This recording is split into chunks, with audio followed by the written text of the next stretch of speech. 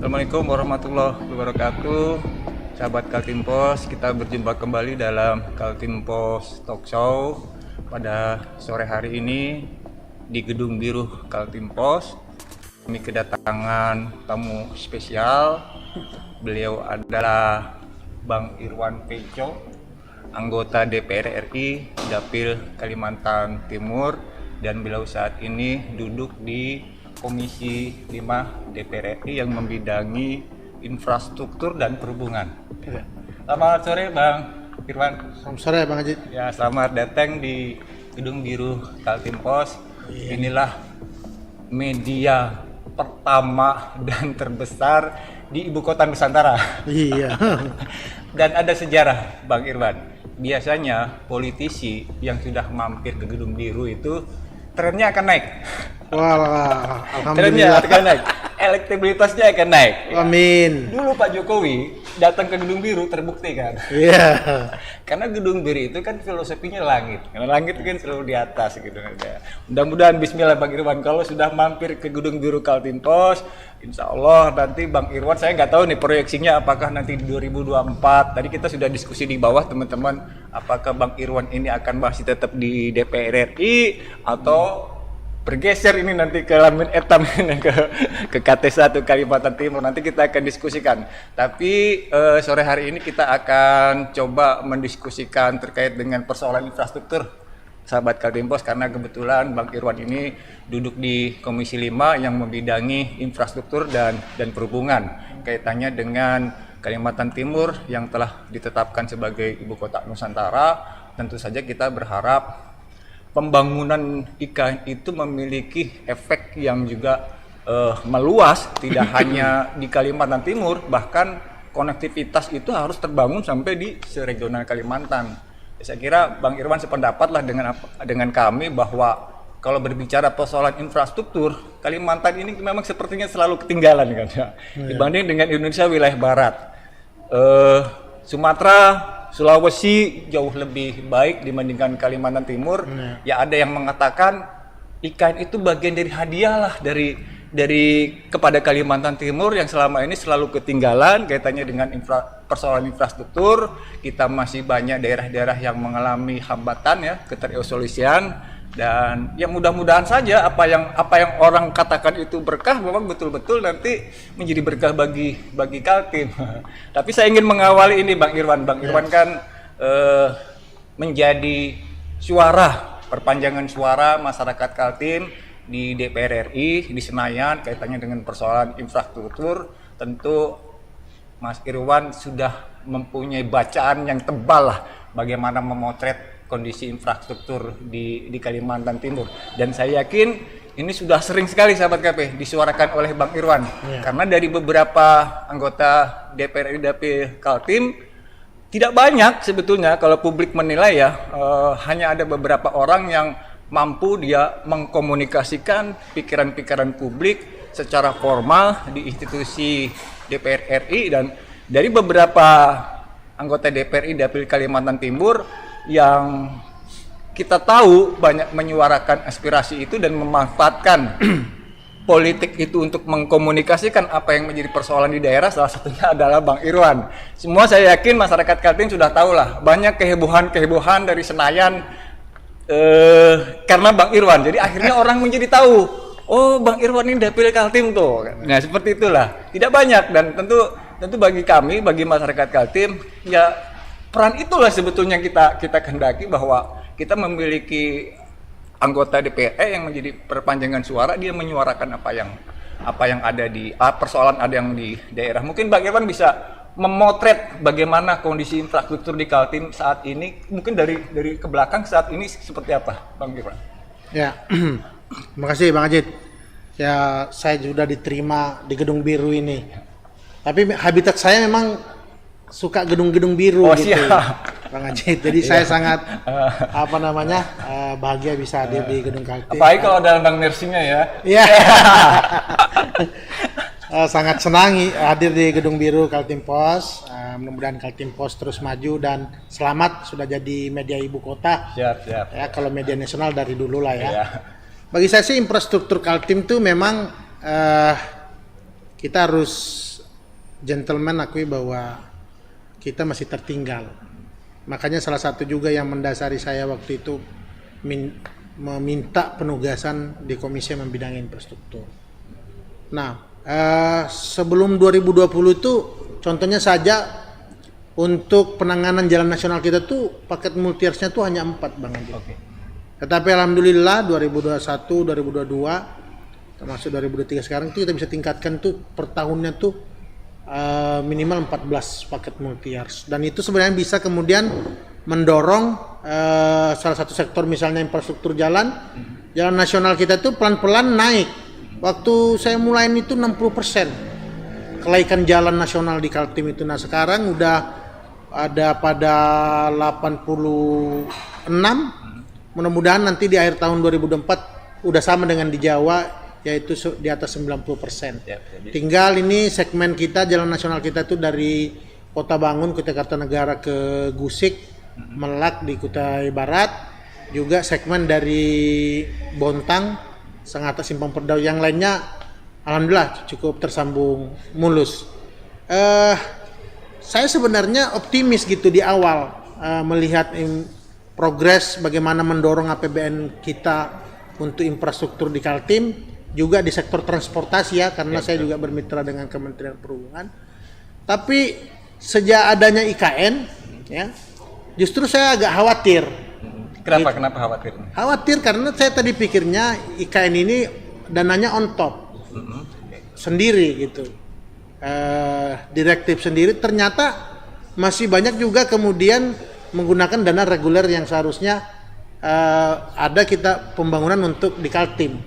Contohnya pembangunan kita kan punya rencana sudah sejak lama sebelum ada IKN, misalnya Bendungan Telake, ya ada Bendungan Muara Asa di Kubar, kemudian penanganan jalan kita. Tetapi karena dengan adanya IKN ada mengalami pelambatan, ya karena digunakan untuk IKN. Nah saya pikir inilah yang kemudian kami fokus untuk terus ya menyuarakan ke pemerintah pusat bahwa kami sangat senang dengan adanya IKN dan minta agar IKN bisa fungsional di 2024, tetapi jangan lupakan bahwa anggaran untuk infrastruktur baik jalan, kemudian sumber daya air, keciptakaryaan dan lain-lain itu juga harus tetap sama. Ya, jangan kemudian anggaran ini yang kemudian masuk ke dalam IKN. Karena kalau itu artinya bisa saja nanti saat IKN fungsional justru terjadi kesenjangan infrastruktur di Kalimantan Timur. Bayangin Pak Jid, karena kita kemudian fokus bangun IKN yang menggunakan dana reguler kita, yang kita sudah mulai meningkat ini, tiba-tiba misalnya kawan kita dari Aceh atau kawan kita dari Papua, mereka terbang sini lebih dulu nyampe di Sepaku, daripada orang misalnya daripada dari Mahulu atau dari Berau, ya kan, karena infrastruktur kita belum tuntas. Makanya kami terus ini fokus bagaimana nanti di 2024 bisa fungsional IKN, tetapi jalan kita sudah tuntas, bandara-bandara perintis kita juga baik, laik gitu, aman.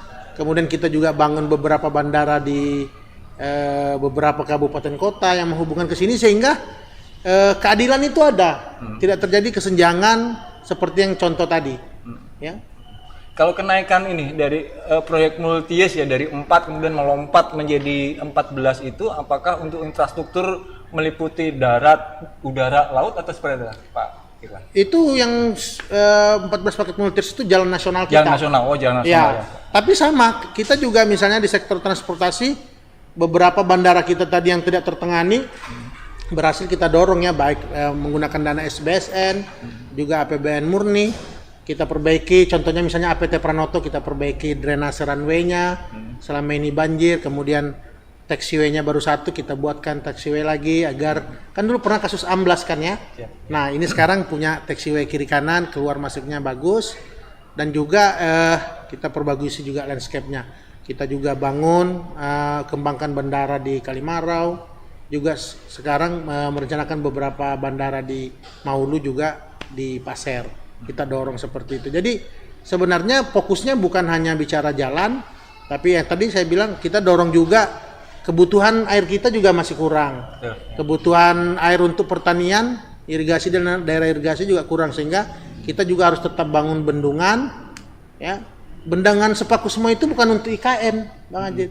Tadinya untuk supply untuk masyarakat Balikpapan gitu, termasuk juga. Jadi kalau ada yang mengklaim sepaku itu proyek dari IKN, sebetulnya salah ya. Itu di awal ya, keliru ya. Keliru banget. Nah itu saya bilang harusnya kita bangun waktu itu sudah lelang sepaku dan telake. Bendungan telake ini kan sangat penting sekali. Terkait dengan pengendalian banjir di Pasir dan juga di PPU, juga untuk kemudian pengaturan tata air puluhan ribu sawah yang ada di daerah irigasi Sebakung di Longikis, Longkali gitu. Nah, tetapi salah satunya kemudian terkendala karena sebagian dana reguler kita itu digunakan untuk IKN. Kan pintunya sama aja nih, sama PUPR gitu. Saya kira memang infrastruktur sumber daya air juga penting ya, karena kaitannya dengan food estate kan, karena bagaimanapun sebetulnya food estate itu sebagai potensi yang bisa dikembangkan di wilayah Kaltim ya Pak Irwan karena pasti kan IKN akan membutuhkan supply kaitannya dengan kebutuhan pangannya itu kan. Kalau melihat dari Kaltim, kira-kira yang potensial untuk dikembangkan dan infrastruktur sumber daya airnya belum baik, selain mungkin sepaku, daerah mana lagi Pak? Kita punya segitiga bendungan sebenarnya yang harus tuntas di Kaltim.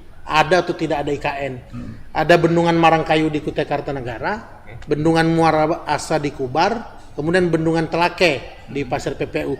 Ini sebenarnya yang bisa membuat Kaltim itu memang betul-betul jadi daerah yang agribisnis gitu, agroindustri.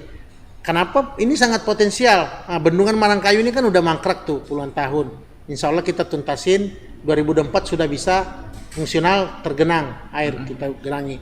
Nah, bendungan Muara Asa ini terkendala karena dananya ketarik ke IKN. Bendungan Telake juga ketunda gara-gara IKN. Tetapi apapun itu kita harus selesaikan 3 bendungan ini untuk kemudian mendorong kemajuan sektor pertanian ya, daerah irigasi kita juga untuk kebutuhan air bersih di Kaltim.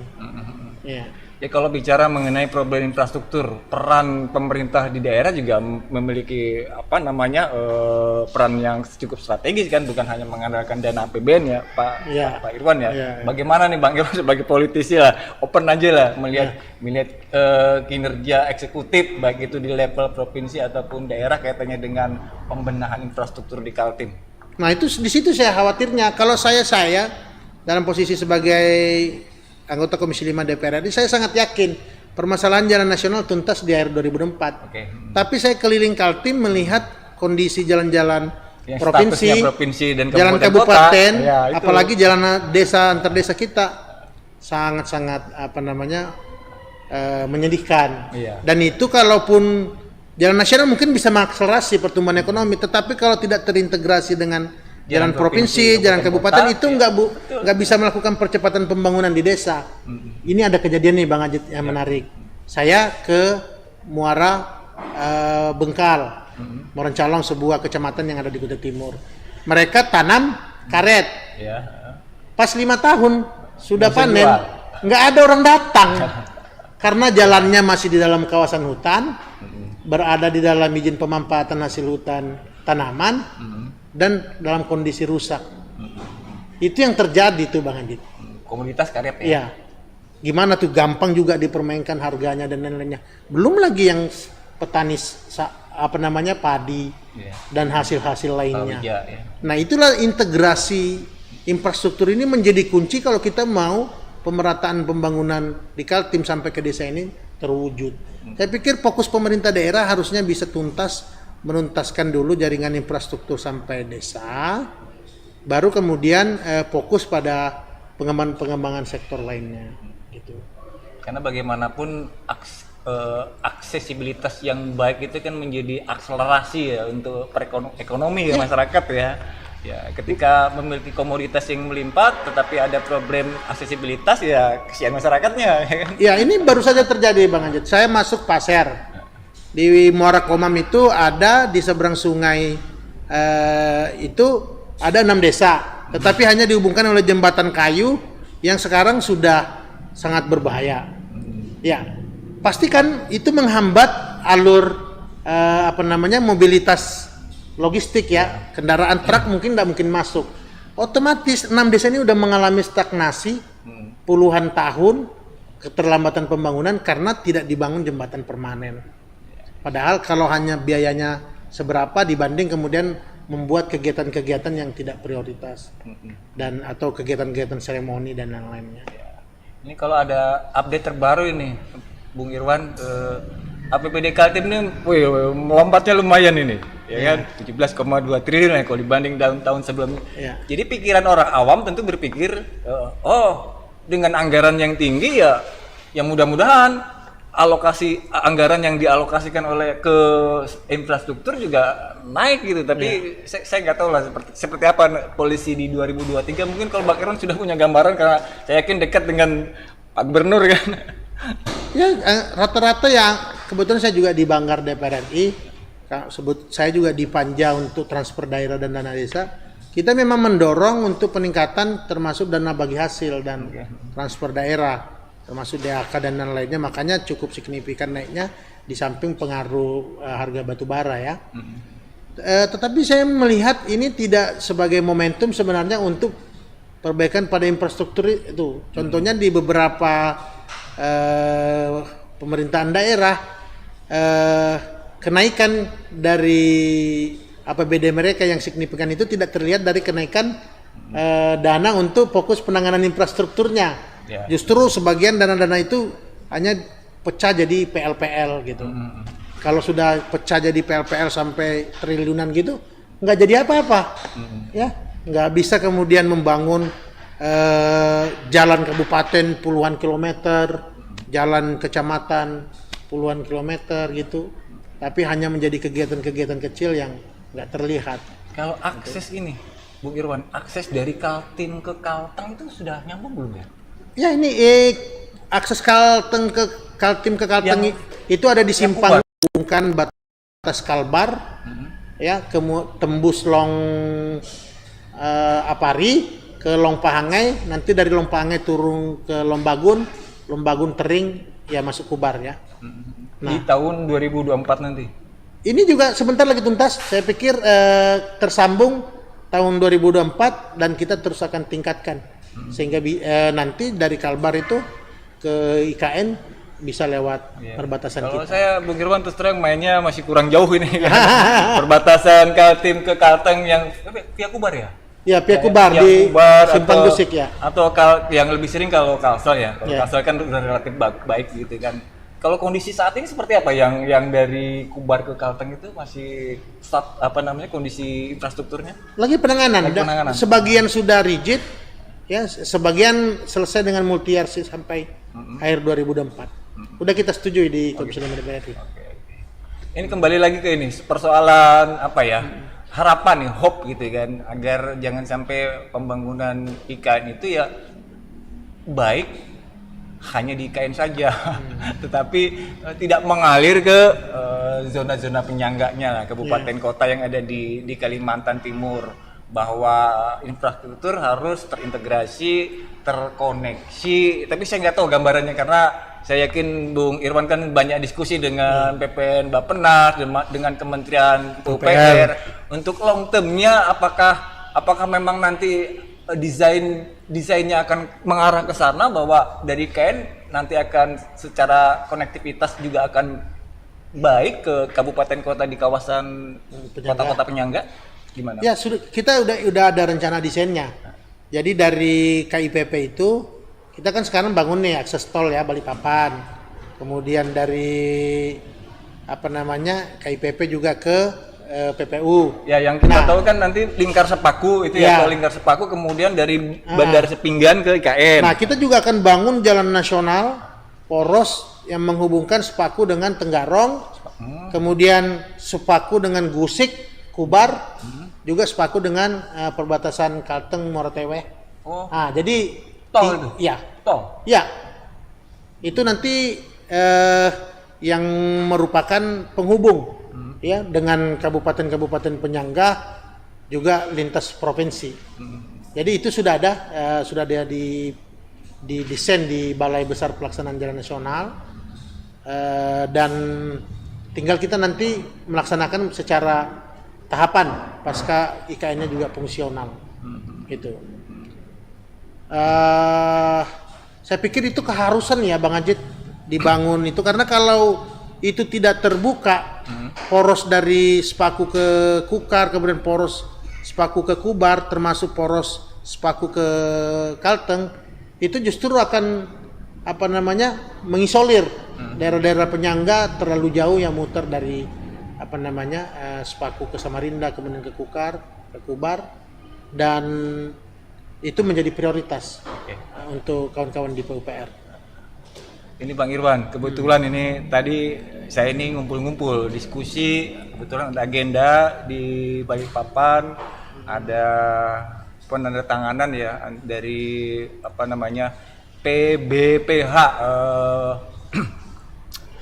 perusahaan-perusahaan di sektor perkayuan. Mereka mendapatkan target untuk tebangan dan penanaman di 2023, dan mereka menyampaikan harapan-harapannya, keluhan-keluhannya kaitannya dengan pembangunan di ibu kota negara kan. Nah, keluhan mereka adalah mumpung ada Bang Irwan nih saya sampaikan supaya Bang Irwan nanti meneruskan lah ke Kementerian PUPR kan begitu. Keluhan mereka adalah sampai saat ini mereka tidak tahu apakah dalam pembangunan di IKN itu, entah gedung apapun itu, yang menggunakan kebutuhannya untuk penggunaan material kayu. Karena dalam proses berjalan ini mereka IKN itu menggunakan aluminium dan galvanis baja. Nah, seperti itu. Nah, ada harapan mereka dalam situasi pasar global yang sedang kurang baik, harga kayu itu turun lumayan signifikan, hampir 50%, sehingga mereka berharap ada keseimbangan antara ekspor dengan pemenuhan kebutuhan dalam negeri. Dan di Kaltim kebetulan ada IKN gitu kan. Mereka berharap ada komoditas dari sektor perkawinan yang bisa masuk di proyek-proyek di IKN. Kan memang kalau bicara kayu ya Kaltim, kalau bicara aluminium galvanis pasti bukan dari Kaltim ini. Gimana? Kebetulan nih Bung Irwan ini kan backgroundnya kan ke hutan juga. Iya. Bagaimana? Ya, saya sih setuju ya. Memang di IKN sekarang bangunan-bangunan hunian untuk pekerja, kemudian bangunan yang lain itu banyak menggunakan knockdown ya. Aluminium, baja. Saya pikir optimalisasi hasil pemampatan hasil hutan yang ada di Kaltim itu bisa dioptimalkan untuk penggunaan bangunan di IKN. Tetapi saya tidak setuju kalau itu kemudian digenjot. Apalagi menambah misalnya target tebangan dan lain-lainnya, karena itu berpengaruh pada degradasi hutan kita, termasuk deforestasi gitu. Tetapi kalau kita kemudian ingin mengoptimalkan target tebangan yang ada sekarang, yang kemudian misalnya mengalami dampak harga yang menurun gitu, kemudian kita gunakan untuk ikan, saya pikir sepakat, daripada kemudian dibawa keluar dengan harga yang yang rendah, lebih baik kita gunakan untuk di IKN untuk kebutuhan IKN tanpa harus menambah target tebangan. Ya, karena kitanya kan nggak suka budaya mumpung gitu kan, karena tiba-tiba gini akhirnya ditambah target tebangan masing-masing perusahaan itu, yang ada mengembalikannya kapan jadi hutan kembali gitu. Begitu harga bagus, bayar tebangannya kenceng lagi gitu. Ya, makanya ini juga hati-hati, tapi ide untuk pemanfaatan hasil produksi kayu yang ada di Kaltim untuk IKN itu ide yang bagus, selama saya pikir tidak menambah kuota tebangan yang ada. Evaluasi umum lah, Bung Irwan, kaitannya dengan pembangunan di IKN yang ya kita semua sudah tahu 2024 pemerintahan sudah harus berpindah. Apakah berjalan on progress atau gimana kalau Bang Irwan melihat? Saya melihat ada tantangan yang besar ya kepada pemerintah, karena saya melihat mereka betul-betul penggunaan dana APBN murni untuk membangun, jadikan jalan, istana negara, ya, kemudian kantor kementerian, yang mana kemudian kalau ada guncangan terhadap APBN kita itu juga sangat berpengaruh. Oke, kita kemudian optimis bisa fungsional di 2024, bisa upacara, tetapi saya pikir yang terbaik adalah bagaimana memikirkan konsep IKN ini bisa diterima oleh dunia luar, sehingga dunia investasi juga bisa masuk mengurangi beban-beban APBN di situ. Dan yang paling penting sebenarnya manfaat IKN itu sendiri untuk wilayah sekitar. Karena ini kan sebenarnya potensinya harusnya udah ada manfaatnya buat daerah. Sekarang udah 7.000 pekerja di dalam, ya tentu butuh makanan, ya butuh pangan dan lainnya. Apakah itu semua dari Balikpapan atau PPU? Itu loh pertanyaannya. Jangan-jangan untuk kebutuhan sehari-hari para pekerja atau material dan lain-lainnya itu justru semua dari luar. Jadi apakah kemudian manfaatnya itu kita bisa peroleh setelah IKN fungsional? Padahal saat ini pun sudah harus berdampak pada masyarakat yang ada di wilayah-wilayah IKN ini, terutama di PPU dan Balikpapan. Ada ini enggak, Bung Irwan, memitigasi setelah pembangunan IKN ini berjalan kaitannya dengan persoalan-persoalan sosial? Ada yang disampaikan ke Bung Irwan dan mereka berharap itu didengar oleh otorita, oleh pemerintah pusat? Ya, banyak sekali masalah otorita ini. Saya mendengar tanah masyarakat dihargain rendah. Ya, itu ada yang dipaksa gitu dengan cara-cara yang tidak prosedural. Maksud saya badan otor ini kan badan lembaga negara. Jangan cara-cara kerjanya kayak perusahaan gitu loh, menggusur dulu, nanti kemudian masyarakat dihadapkan di pengadilan. Itu cara-cara Belanda itu. Ya, saya pikir ini kita mau membangun ibu kota peradaban bangsa, cara-cara membangunnya harus benar dari awal. Jangan hak-hak masyarakat kita yang duluan ada di situ untuk tujuan IKN menghalalkan segala cara. Ini yang harus dicari penyelesaiannya oleh badan otorita, sehingga nanti tidak menjadi duri dalam daging atau menjadi bibit-bibit masalah sosial di kemudian hari yang justru merugikan progres dari IKN itu sendiri.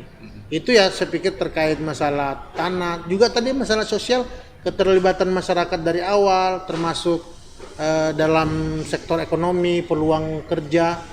Ya, apakah mereka sudah pernah gitu badan otorita mendata bekerja sama pemerintah daerah mana-mana sektor nelayan, sektor pertanian yang bisa kemudian hasil-hasilnya itu dibawa ke IKN ya untuk pekerja, untuk BUMN yang ada di sana. Saya pikir itu belum dilakukan, sehingga saran saya kepada badan otorita ya kawan-kawan BUMN agar memperhatikan masalah-masalah sosial, masalah-masalah yang kadang-kadang dilupakan gitu. Nanti sudah menjadi permasalahan meledak di lapangan, baru semua sadar bahwa sejak awal kita sudah menyia-nyiakan masyarakat yang ada di sekitar IKN. Ya pengen tanya ke Bung Irwan nih, saran dari pandangan saya ini Bung Irwan ya. Saya setuju bahwa SDM di badan otorita itu harus berstandar tinggi. Tapi bagaimanapun tetap mitigasi sosial itu harus diperhatikan. Tetap harus memberikan kuota ya, kalau bahasanya tetap harus mengakomodasi masyarakat lokal dengan standar ya bisa sama, bisa diturunkan sebagai bagian dari akomodasi itu. Ya. Karena kaitannya dengan ini lagi rame di masyarakat kayak rekrutmen tenaga pegawai ya, pegawai non PNS gitu ya, di otorita dengan standar yang sangat tinggi. Kemudian harus TOEFL-nya 500 dan orang tahu TOEFL 500 itu S3 itu doktor itu bahkan S2 saja 425 kalau nggak salah Unmul gitu kan. Kemudian akreditasi yang harus A gitu kan, sudah pasti lulusan perguruan tinggi yang ada di Kalimantan Timur bahkan regional itu dia untuk masuk dalam lolos administrasi saja sudah gagal gitu. Kalau saya berpendapat Bang Irwan, mesti ada kuota yang diberikan kepada masyarakat Kaltim sebagai tuan rumah gitu. Kalau Bang Irwan gimana? Ya, justru yang saya khawatirkan dulu bagaimana kemudian lobby-lobby bergening pemerintah daerah baik pemerintah provinsi maupun pemerintah kabupaten kota pada saat rancangan undang-undang IKN dan peraturan terkait badan otorita ini dibentuk. Karena sekarang mulai terlihat ya, itu kan standarisasi penerimaan itu kan standar klasik ya, meninggikan persyarat sehingga ya banyak saudara-saudara kita ya, kawan-kawan kita yang sumber daya manusia lokal ini nggak masuk spesifikasinya. Sementara sebenarnya tugas negara lah yang membuat mereka menjadi sesuai standar itu gitu.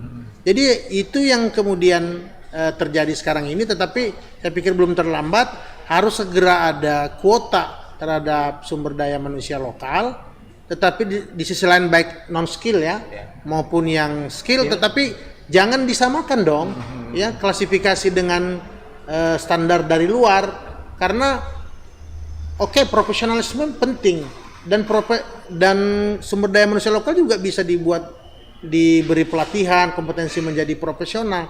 Tetapi kalau ketidakadilan yang terjadi itu masalah yang sangat besar di kemudian hari yang akan berkepanjangan dan sangat susah akan diselesaikan karena tumbuhnya rasa ketidakadilan di masyarakat itu. Baik Bang Irwan, terakhir ini mungkin saya rasanya pernah dengar dari Bung Irwan agak keras ini menganalisa kaitannya dengan revisi undang-undang IKN. Apa ada sisi apa yang kalau menurut Bung Irwan ada yang kurang ke revisi undang-undang IKN itu? Ya, jadi kita udah bilang di waktu kami mendukung di awal itu dengan catatan kritis. Oke. Dan kita berharap waktu itu jangan buru-buru karena kita ingin memasukkan kepentingan strategis, isu politik, isu sosial, isu sumber daya manusia lokal di undang-undang itu. Nah, revisi ini perlu juga diwaspadai. Ya, untuk kemudian kesempurnaan undang-undang itu, tapi bisa saja memasukkan beberapa kepentingan yang makin mengikis hak-hak masyarakat Kaltim, juga hak-hak pemerintahan daerah. Ya, kewenangan-kewenangan daerah. Nah, kita sekarang lihat keterlibatan pemerintah daerah, baik provinsi sama kabupaten apa? Ini kan pemerintahan kabupaten nonton. Iya, itu yang saya dengar juga, yang saya banyak dengar Bung Irwan. Nonton situ, baik potensi ekonominya maupun juga sosial dan lain-lainnya nggak terlibat. Padahal mereka yang punya wilayah, dan mereka yang punya masyarakat. Ya, saya pikir kalaupun revisi dilakukan ya fokus pada mengembalikan hak-hak kearifan lokal masyarakat Kaltim, dalam hal ini kabupaten kota penyangga IKN ini sebelumnya, dan juga memasukkan kepentingan generasi muda, dalam hal ini pelajar mahasiswa di Kaltim, sehingga termasuk juga di unsur pemerintahannya ya, sehingga mereka punya positioning dan keterlibatan yang strategis di KN, bukan hanya pelengkap atau pengobat kekecewaan aja, tetapi benar-benar, karena saya yakin potensi generasi muda Kaltim ini mereka yang lebih tahu, masyarakat di sini lebih tahu karakteristik wilayah Kaltim, sehingga keterlibatan mereka juga harus lebih optimal lagi dibanding yang sekarang ini gitu. Saya banyak diskusi Bung Irwan dengan teman-teman riset ya, sosiolog. Problem utama di IKN itu ya, yang kajiannya sangat lemah itu kaitannya dengan persoalan mitigasi sosial. Ya, benar sekali. Setuju ya? Setuju. Ini terlihat kok di lapangan, ya, bagaimana mereka tidak ada sosialisasi yang masif, ya, kemudian cara-cara pengambil pembebasannya itu masih cara-cara seperti perusahaan, ya. Tabrak dulu, nanti masyarakat dihadapkan di pengadilan, ya, tanpa ada sebenarnya sosialisasi yang baik, kemudian harga juga semaunya. Nah, ini sebenarnya yang bibit-bibit konflik di kemudian hari, ketidakadilan ini yang kemudian susah disembuhkan. Saya pikir rasa ketidakadilan ini sangat berbahaya ya, jangan dianggap kecil karena itu nanti membuat traumatik terhadap masyarakat kita, tidak percaya pada pemerintah dan lain-lainnya yang membuat pada saat pemerintah ingin IKN ini terwujud, justru hambatan-hambatannya adalah masalah sosial yang paling banyak gitu. Closing terakhir Pak Bung Irwan untuk masyarakat Kaltim. Ya, saya pikir masyarakat Kaltim terus semangat bahwa saat ini kita punya IKN, tetapi kita juga harus terus bersikap kritis terhadap pemerintah karena percayalah bahwa pembangunan IKN yang keliru justru akan membuat kesenjangan baru, ketidakadilan baru ya yang makin menjauhkan masyarakat Kaltim dari keadilan dan juga kesejahteraan. Jadi tetap kita dukung IKN tapi tetap harus kritis. Siap, luar biasa Bung Irwan. Nah, ini saya seneng nih kalau ada jiwa oposan begini nih. Ya. Segala sesuatu yang kurang baik memang layak dikritisi lah. Itu memang tugas civil society ya. Sahabat Kaltim Pos.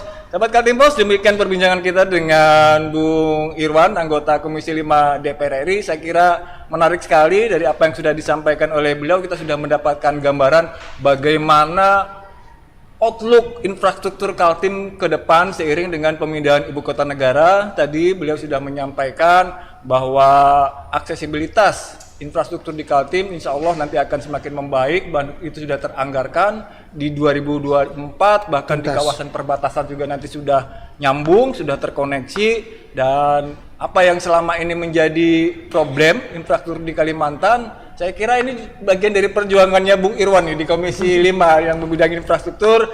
Jadi suara harapan dari masyarakat Kaltim sudah sampai ke pemerintah dan mudah-mudahan IKN memberikan berkah bagi Kaltim, pemerataan, kemudian kesejahteraan yang berkeadilan juga akan kita rasakan oleh masyarakat Kaltim, bukan hanya masyarakat Kaltim tetapi masyarakat regional Kalimantan Tengah dan Indonesia Timur yang selama ini merasa terpinggirkan. Terpinggirkan. Baik sahabat KP, demikian Kaltim Pos Talk Show pada sore hari ini. Terima kasih Bung Irwan sudah berkunjung ke Gedung Biru. Mudah-mudahan seperti saya sampaikan tadi, siapapun yang sudah datang ke Gedung Biru insya Allah nanti karirnya itu melompat naik. Amin. Demikian sahabat KP, saya Ajit Kurniawan pamit undur diri. Wassalamualaikum warahmatullahi wabarakatuh. Waalaikumsalam.